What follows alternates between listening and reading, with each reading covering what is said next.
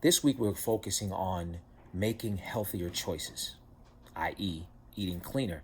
Now, clean eating means a few different things to a few different people, but I'm going to make it simple for the purpose of this program. We're just going to eliminate processed foods for the next 16 days. How about that? Okay. Now, processed foods, a diet high in processed foods, is not going to help you along your journey to losing weight. And here's why.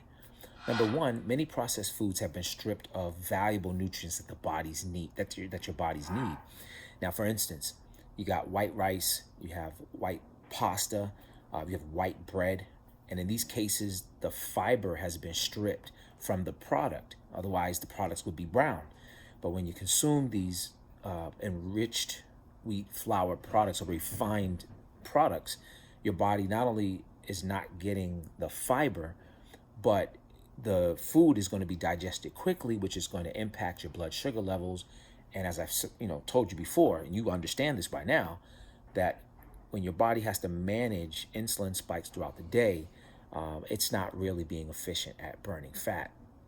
Another reason why processed foods are not good for you while you're trying to lose weight is that in many cases, preservatives have been added to those processed foods.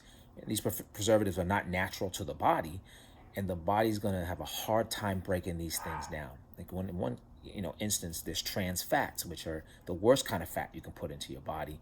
And not only is it going to be hard for the body to break down, but these fats can clog your arteries. So we don't want these, chemicals or these nutrients that have gone through chemical processes to really flood our bodies while we're trying to lose weight. We want our body to have an easy time, right, with this and not create complications for the body.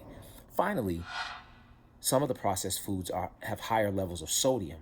And now sodium is not the enemy. Your body needs a healthy level of sodium. Sodium is an electrolyte like magnesium and potassium. And what electrolytes do is they help the body to manage the electrical charges that go through the body in order for the body to function. As a matter of fact, if you have too little of your electrolytes, you might experience dizziness and feel faint and maybe nauseous because your body is trying to jumpstart itself and the electricity is just not flowing. However, if your diet is high in processed foods, chances are your sodium might be a little bit more on the high side, not the low side. So one more thing about sodium is that a high level of sodium will cause the body to retain or keep water.